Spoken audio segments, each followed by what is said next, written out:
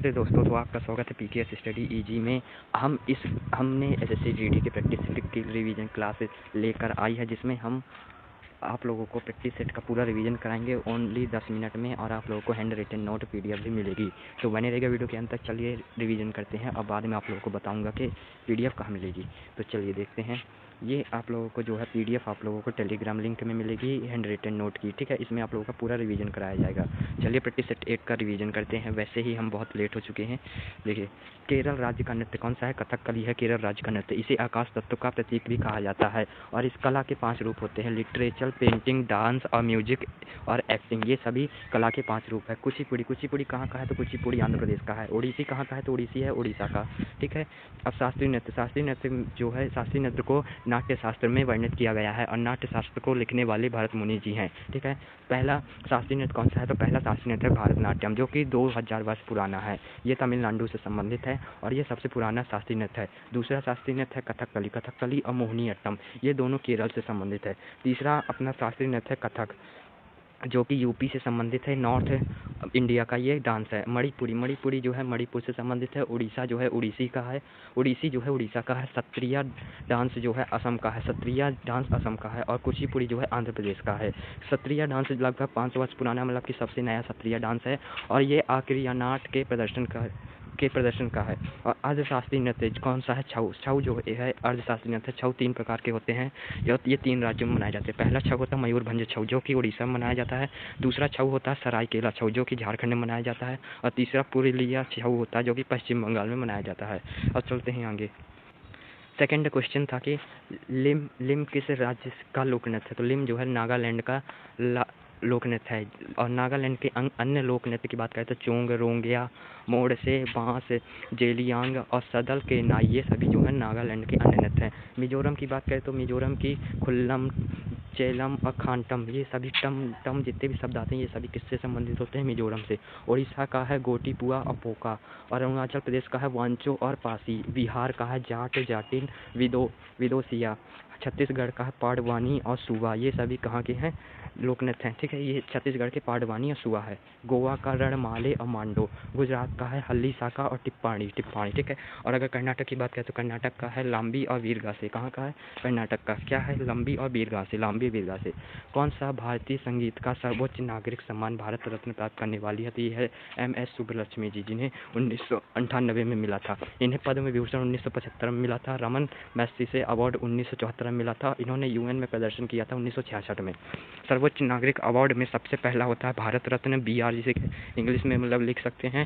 अब दूसरा होता है पद्म विभूषण, तीसरा पद्म भूषण, चौथा पद्मश्री होती है, ठीक है। अब चलते हैं रविशंकर को 1999 में मिला, और ये सबसे पहले इन्हें ग्रैमी मिला था। कब मिला था? 1968 को। बिस्मिल्लाह खां को मिला 2001 में, और लता मंगेशकर जी को भी 2001 मिला। जाकिर हुसैन को पद्म विभूषण 2023 में मिला, और ग्रैमी अवार्ड 2024 में मिला। और पद्म भूषण जो है इन्हें 2002 में मिला था।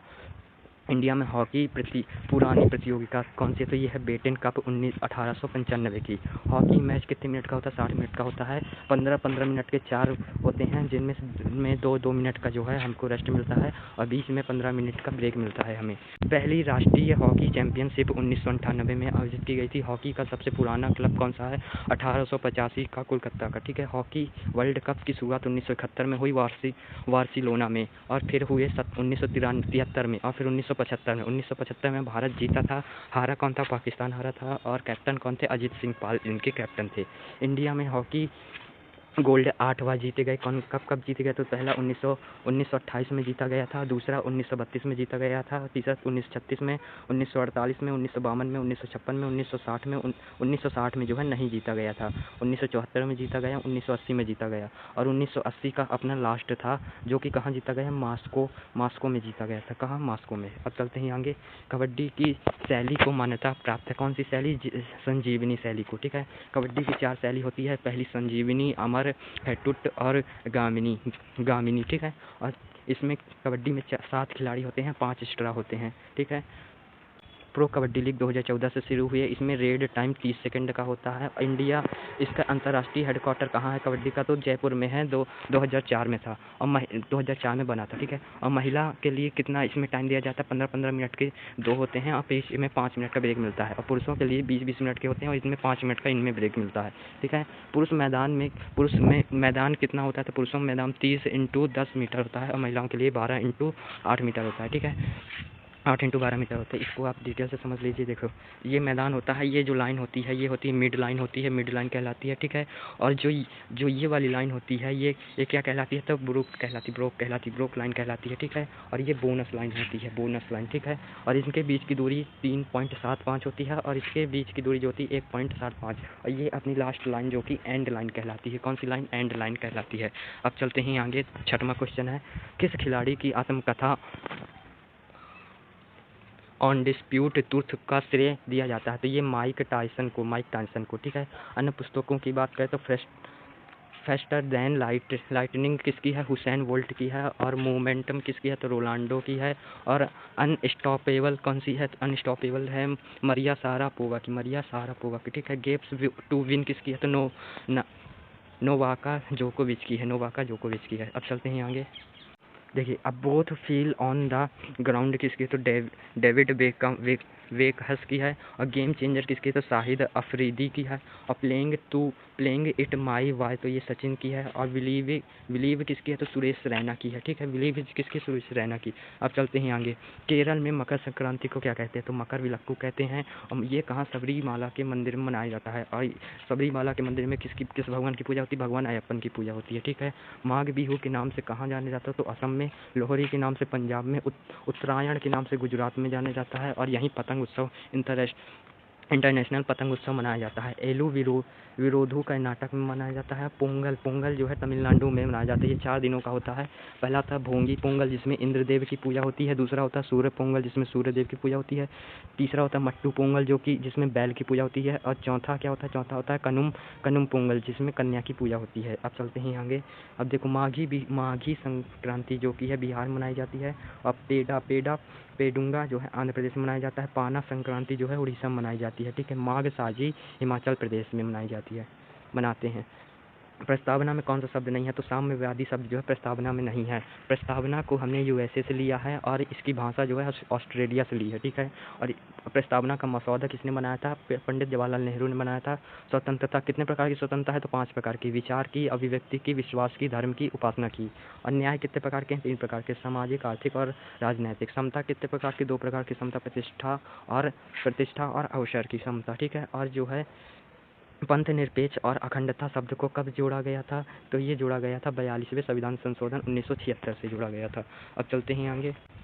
राज्यों का गठन, हरियाणा कब गठित हुआ, तो 1 नवंबर 1966 को। उत्तराखंड 9 नवंबर 2000 को। तेलंगाना 2 जनवरी 2014 को। और झारखंड 15 नवंबर 2000 को। मणिपुर, मेघालय, त्रिपुरा ये तीनों एक ही साथ 21 जनवरी 1972 को गठित हुए थे। 10वां क्वेश्चन है नागरिकता प्राप्त करने के कितने तरीके होते हैं, 5 तरीके। वंश से, पंजीकरण से, प्राकृतिक रूप से, निवास स्थल से और किसी क्षेत्र को भारत में मिला लेने से। और नागरिकता छोड़ने के 3 तरीके होते हैं, ठीक है। और नागरिकता एकल नागरिकता का प्रावधान हमने ब्रिटेन से लिया है, ठीक है। नागरिकता अधिनियम 1955 में 6 बार संशोधन हो चुके हैं। नागरिकता संशोधन अधिनियम 1919 को आया था, जिसमें जो है पारित हुआ 11 दिसंबर 2019 को। और लागू कब हुआ, तो लागू हुआ 10 जनवरी 2020 को। नागरिकता के लिए कितने आर्टिकल हैं, तो आर्टिकल 5 से 11 हैं। इस पर कानून संसद बनाएगी आर्टिकल 11 से, ठीक है।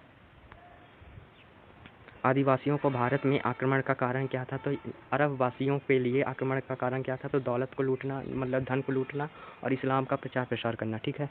1771 में अबेदुल्ला आया था जो कि हार गया था। बुंदेला आया था जो कि हार गया था। फिर 1712 AD में मोहम्मद कासिम आए थे जिसने जो है राजा दाहिर को हरा दिया था और पहला अरब आक्रमणकारी ये कहलाया। इसने सिंध पर जजिया कर लगाया था, ठीक है। पहले ईरानी आए थे, फिर यूनानी, फिर इंडो ग्रीक, फिर संक आए थे, फिर कुषाण आए थे, फिर अरबवासी आए थे, फिर तुर्क आए थे, ठीक है। और तराइन की पहली लड़ाई 1991 में हुई थी। मोहम्मद गौरी ने 1175 में मुल्तान का युद्ध लड़ा, 1178 में पाटन गुजरात का युद्ध लड़ा, 1191 में तराइन फर्स्ट का युद्ध लड़ा जो कि मोहम्मद गौरी वर्सेस पृथ्वीराज के बीच हुआ था, जिसमें पृथ्वीराज जी जीत गए थे, मोहम्मद गौरी हार गया था। फिर 1192 में तराइन का सेकंड युद्ध हुआ, जिसमें मोहम्मद गौरी जो है जीत गया था। चंदावर का युद्ध हुआ, जो कि जयचंद और मोहम्मद गौरी के बीच हुआ, जिसमें मोहम्मद गौरी जीत गया था। इल्तुतमिश के बारे में कथन। इल्तुतमिश ने सोने चांदी का सिक्का चलाया था, जिसे टंका कहा जाता है। तांबे का चलाया था, जिसे जीतल कहा जाता है। तुर्क ए चहलगानी इसने बनाई थी। 40 सदस्यों की 40 तुर्क सदस्य थे जिसमें, ठीक है। और दिल्ली सल्तनत के बारे में जानते हैं। दिल्ली सल्तनत पहले गुलाम वंश, दूसरा खिलजी, तीसरा तुगलक वंश, चौथा सैयद, पाँचवां जो था लोधी वंश था। तुगलक वंश का शासनकाल 1206 से 1290 तक था और इसका संस्थापक कुतुबुद्दीन ऐबक था। कुतुबुद्दीन ऐबक पोलो खेलते हुए मारा गया। इसका शासन कुतुबुद्दीन ऐबक का जो है 1206 से 1210 तक शासनकाल था। इसे लाख बख्श की उपाधि और पील बादशाह की उपाधि दी गई थी। इसने जो है राजधानी लाहौर सेट की थी, ठीक है। और खिलजी वंश जो है 1990 से 1320 तक रहा, जिसका संस्थापक है जलालुद्दीन खिलजी, जो सबसे कम राज्य शासन इसका रहा। तुगलक वंश 1320 से 1414 तक रहा, जिसका संस्थापक था गयासुद्दीन तुगलक, और ये सबसे ज़्यादा शासन किया दिल्ली सल्तनत पर। सैयद वंश 1414 से 1451 तक रहा, इसका संस्थापक खिज़र खां रहा। लोधी वंश 1451 से 1451 से 1526 तक रहा। बहलोल लोधी रहा इसका संस्थापक। अब चलते हैं आगे। रजिया सुल्तान की पूर्ववर्ती थी, तो कौन थी? बहराम शाह, जो कि 1240 से 1242 तक था। रजिया सुल्तान 1236 से 1240 तक थी और इल्तुतमिश की बेटी थी। इसका विद्रोह, रजिया सुल्तान का विद्रोह अल्तुनिया ने करा था तवज़ हिंद में, पंजाब में, जो अभी पड़ता है। कि इसको कैद कहाँ किया गया था? रजिया सुल्तान को तो कैद किया गया था किला मुबारक में। अब चलते हैं आगे। भारत में मध्य से होकर गुजरने वाली अक्षांश रेखा कौन सी है? तो कर्क रेखा। ये 8 राज्यों से होकर गुजरती है। कौन कौन से? मिजोरम, त्रिपुरा, पश्चिम बंगाल, गुजरात, MP और छत्तीसगढ़, राजस्थान, झारखंड से होकर गुजरती है। ये 17 देशों से होकर गुजरती है। इसमें 3 महाद्वीप भी आते हैं और जल निकाय इसमें 6 हैं। नज़दीक इस कैपिटल ये कर्क रेखा से नज़दीक कैपिटल यानी राजधानी कौन सी? रांची। रांची किसकी है? तो ये झारखंड की राजधानी है। और इसके दूर कैपिटल कौन सी? तो जयपुर। जयपुर किसकी है? तो जयपुर है राजस्थान की। अब चलते हैं आगे।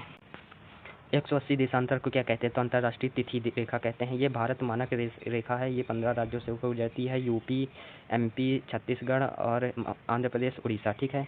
अब चलते हैं आगे। तो देखिए भारत का पहला बायोस्फीयर कौन सा? तो नीलगिरी बायोस्फीयर। कितने बायोस्फीयर हैं? तो 18 बायोस्फीयर हैं। सबसे बड़ा बायोस्फीयर कौन सा है? तो कच्छ का है, जो कि गुजरात का है। और सबसे छोटा बायोस्फीयर डिब्रूगढ़ का है, जो कि असम का है। और राष्ट्रीय उद्यान की बात करें तो साइलेंट वैली केरल में है। अब माधवगढ़ राष्ट्रीय उद्यान MP में है। कान्हा राष्ट्रीय उद्यान जो कि है MP में है। स्पीति, बसपा और सांगला ये सभी हिमाचल प्रदेश में है। सिलिकॉन कहाँ का है? बेंगलुरु का है। और अरकू घाटी कहाँ की? आंध्र प्रदेश की है। पिनी वैली हिमाचल प्रदेश की है। फ्लावर वैली जो कि है उत्तराखंड की है। नुब्रा लद्दाख का है। केवम जो है तमिलनाडु का है। डीजेडू जो कि है नागालैंड का है। अर्थव्यवस्था में प्राथमिक क्षेत्र कौन सा? तो प्राथमिक क्षेत्र है कृषि, पशुपालन और वानिकी। सेकंड क्षेत्र होता है, दूसरा क्षेत्र विनिर्माण जैसे जूता बनाना। तीसरा क्षेत्र होता है सेवा, जैसे कि बैंक, हॉस्पिटल, एजुकेशन। अब चलते हैं आगे। अब हमारे लास्ट क्वेश्चन की ओर हम आ चुके हैं, जिसमें हम होमवर्क के क्वेश्चन को भी हल करेंगे। देखो, भारतीय अर्थव्यवस्था में क्षेत्रों को किस आधार पर बांटा गया है? तो ये उद्यमों की स्वामित्व के आधार पर। और मायोपिया को किस रूप से जाना जाता है? तो ये निकट दूरदृष्टि के नाम से जाना जाता है। तो फ्रेंड्स, इस वीडियो में इतना ही। और आप लोगों को टेलीग्राम में जो है इसका PDF मिल जाएगा, तो आप लोग वहाँ से जाकर PDF प्राप्त कर सकते हैं। और वीडियो अच्छी लगी तो चैनल को सब्सक्राइब और वीडियो को लाइक जरूर कर दीजिएगा। मिलते हैं नेक्स्ट प्रैक्टिस सेट के साथ।